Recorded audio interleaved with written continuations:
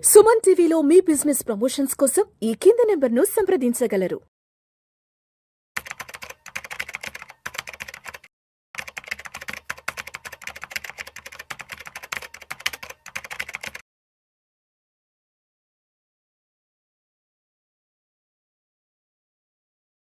నమస్తే అండి, నేను మీ రేవంత్ చలమల. సో ఈరోజు వీకెండ్ అనాలిసిస్ ఒకసారి చూసుకుందాం. దాంతో పాటుగా మరికొన్ని ఇంట్రెస్టింగ్ అనౌన్స్మెంట్స్ కూడా ఉన్నట్టున్నాయి సెబీ సైడ్ నుంచి. అంటే అనౌన్స్మెంట్ అనకూడదు, కొన్ని కామెంటరీస్ ఉన్నాయి సెబీ చైర్మన్ సైడ్ నుంచి కూడా. వాటి నుంచి కూడా చూద్దాం. అదేవిధంగా ఆటో సెగ్మెంట్లో కూడా కొంతవరకు అన్సర్టనిటీ ఉంది. సో దాని గురించి కూడా ఒకసారి డిస్కస్ చేసే ప్రయత్నం చేద్దాం. సో ఈ రోజు మనకి నిఫ్టీ చూసినట్లయితే ఆల్మోస్ట్ 0.5% అయితే ఫాల్ అయింది. దాదాపుగా 100 పాయింట్స్ ప్లస్ ఫాల్ అయింది. So mid and small cap సెగ్మెంట్లో నిన్నటి వరకు ఏదైతే రికవరీ కనిపించిందో ఆ రికవరీ అంతా కూడా మళ్ళీ సెల్ ఆఫ్ లోకి వస్తున్నట్టుగానే కనిపిస్తుంది. సో మనం ముందుగానే అనుకున్నాం, so mid and small cap సెగ్మెంట్లో మనమైతే రికవరీ వస్తున్నట్టుగా ఏమీ కన్సిడర్ చేయాల్సిన అవసరం లేదు. అది మేబీ ఒక టెక్నికల్ బౌన్స్ అయ్యే అవకాశం ఉంది. సో దాన్ని అలానే చూద్దామని అనుకున్నట్టుగానే కొంతవరకు జస్ట్ నార్మల్ రికవరీ అయ్యి మళ్ళీ ఈ రోజు దాదాపుగా మిడ్ క్యాప్ అయితే 1.1% అండ్ స్మాల్ క్యాప్ అయితే 0.57% వరకు కూడా ఫాలో అవటం అయితే అబ్జర్వ్ చేసాం. సో ఒక్కసారి మనం వీక్లీ టైం ఫ్రేమ్ లో ఆ డీవియేషన్ అయినా జరిగిందా లేదా, సో మనకు ఫాల్ ఇంకా ఎక్స్టెండ్ అవుతుందా లేదా తెలియాలంటే వీక్లీ టైం ఫ్రేమ్ చూడాలండి. ఈ ఛానల్ ఇంతవరకు బ్రేక్ అవ్వకపోవటం, ఆ ఛానల్ దగ్గరకు వచ్చి ఇంకా సస్టైన్ అవ్వటం అనేది కొంతవరకు మంచి విషయమే. ఒకవేళ ఈ ఫాల్ అంటూ ఎక్స్టెండ్ అయింది అని అంటే మన 22,500 దగ్గర ఏమైనా మేజర్ సపోర్ట్స్ ఉండొచ్చు అని ఒక ఎక్స్పెక్టేషన్ అయితే ఉంది. అంటే ఇంకొక 1%, 1.2% అయితే ఫాల్ ఉండే అవకాశం అయితే చాలా ఎక్కువగానే ఉంది అటు నిఫ్టీలో, అంటే మనకి హెవీ వెయిట్స్ లో కూడా. And mid and small cap segment లో అయితే ఫ్రాత్ ఇంకా కంటిన్యూ అవుతుంది.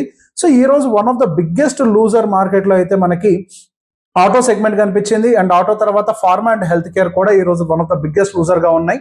అండ్ మనకి ఆటో సెగ్మెంట్ అయితే దాదాపుగా 2.5%, that is a huge fall, almost 2.6% పడిపోయింది. అండ్ ఫార్మా సెగ్మెంట్ కూడా దాదాపుగా 1.9% అయితే ఈరోజు ఫాలో అవటం అయితే అబ్జర్వ్ చేసాం.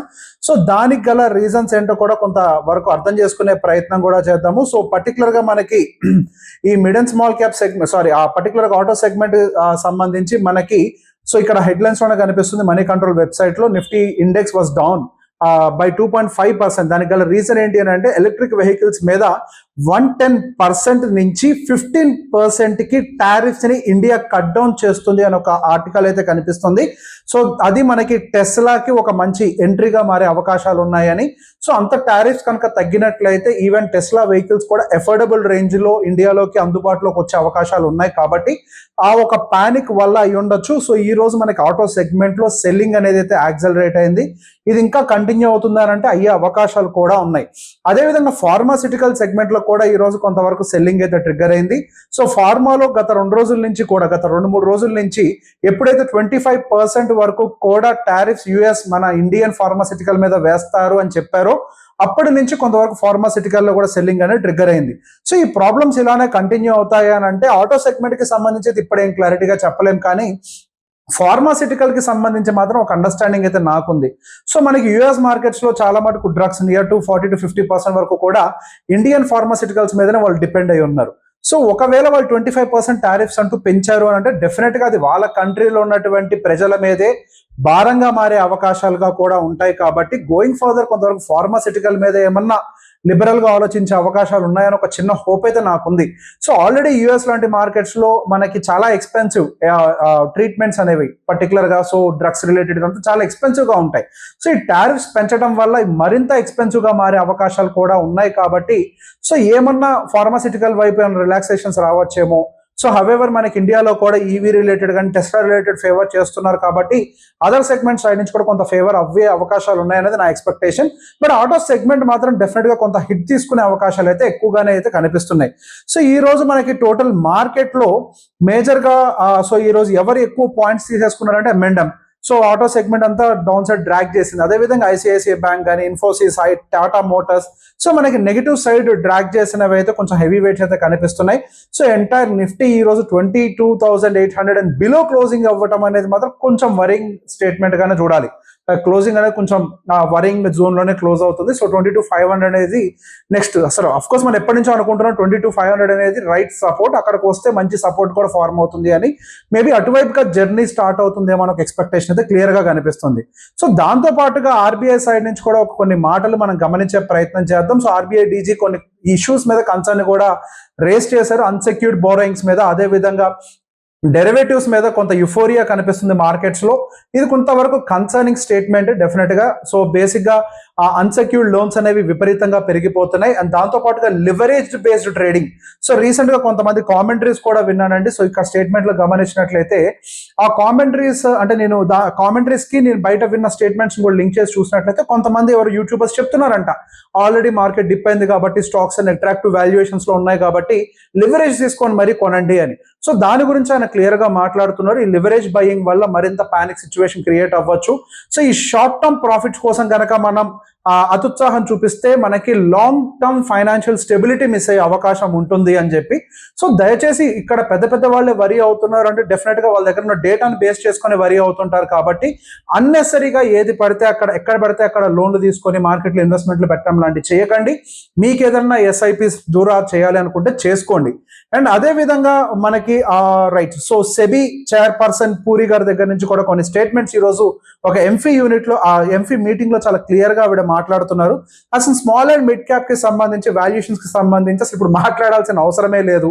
పోయిన సంవత్సరం వాటి యొక్క వాల్యుయేషన్స్ గురించి కొంచెం భయంగానే ఉంది అన్న స్టేట్మెంట్ ని కూడా మేము చేశాము. దాని గురించి మేము స్ట్రెస్ టెస్ట్ కూడా చేశాము. సో బేసిక్గా this is what we are speaking from the beginning. So మనం వాల్యుయేషన్స్ ని పట్టించుకోకుండా ఎవడో చెప్పాడు, వాళ్ళు చెప్పారు, వీళ్ళు చెప్పారు, మనం లాంగ్ టర్మ్ లో ఎస్ఐపి చేసుకుంటూ వెళ్ళిపోతూ ఉంటే రిటర్న్స్ వస్తాయి. ఎస్, 100% లాంగ్ టర్మ్ లో చేసుకుంటూ వెళ్తే రిటర్న్స్ వస్తాయి. కానీ కొన్ని సంవత్సరాల పాటు ఎటువంటి రిటర్న్స్ కూడా కనిపించకుండా ఉండే సిచ్యువేషన్ ఉంది. సో దాన్ని మీకు ఇక్కడ నేను ఎవిడెంట్ గా నేను కొంత వర్కౌట్ చేశాను మీకోసమే. సో దాన్ని కొంచెం ఎవిడెంట్ గా చూపించే ప్రయత్నం చేస్తాను. గత 20 సంవత్సరాల నుంచి ఈ మిడ్ క్యాప్ సెగ్మెంట్, ఇక్కడ ఫండ్ పేరుని ఇగ్నోర్ చేయండి, అది one of the oldest fund కాబట్టి దాని ఎగ్జాంపుల్ గా మాత్రమే తీస్తున్నాను కానీ దాని రికమెండేషన్ కింద మాత్రం చూడకండి. సో 2006 నుంచి 2010 వరకు గనక ఎస్ఐపి చేసుకుంటూ వెళ్తూ ఉంటే if you can see the green line అనేది మనకి ఎంతవరకు మన క్యాపిటల్ గ్రో అయింది అనేది, ఇక్కడ ఆరెంజ్ లైన్ అనేది మాత్రం బేసిక్ గా మనం ఇన్వెస్ట్మెంట్ అమౌంట్ ఎంత ఇన్వెస్ట్ చేసామనేది.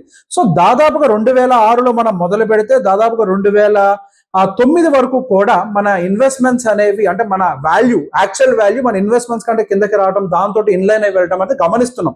అంటే దాదాపుగా 4 సంవత్సరాల వరకు కూడా ఎటువంటి రిటర్న్స్ ని చూపించకుండా స్లోగా తీసుకొని వెళ్ళింది ఇక్కడ ఈ పర్టికులర్ ఇది.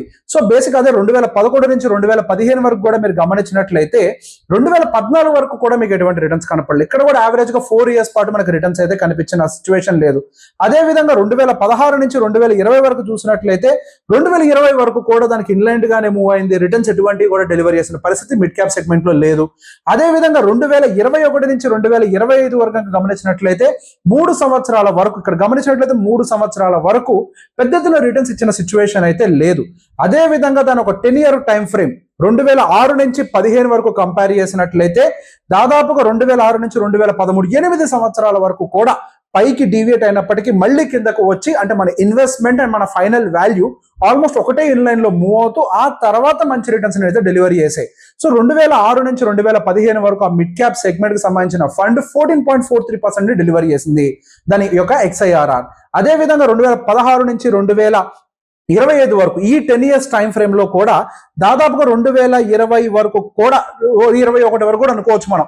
ఈ దాదాపుగా ఎన్ని సంవత్సరాలు అనుకోవచ్చు అండి, సుమారుగా 6 సంవత్సరాల వరకు కూడా మనకి రిటర్న్స్ ఏం కనిపించింది అయితే లేదు. అక్కడి నుంచి మాత్రమే మనకి స్లోగా ర్యాలీ అనేది పై వైపు స్టార్ట్ అయింది. సో దీన్ని మొత్తాన్ని క్లబ్ చేసి ఒక 20 ఇయర్స్ టైం ఫ్రేమ్ లో కూడా మనం గమనించినట్లయితే 2006 నుంచి 2016 వరకు అఫ్ కోర్స్ మనకి మరీ కొంచెం ప్రాఫిటబుల్ గా 16 టైంకి ఉన్నామేమో, కానీ 2014 వరకు మాత్రం పెద్ద ఎత్తున ప్రాఫిట్స్ ఎస్ఐపి చేసినా కానీ రాని సిచ్యువేషన్ అయితే ఉంది.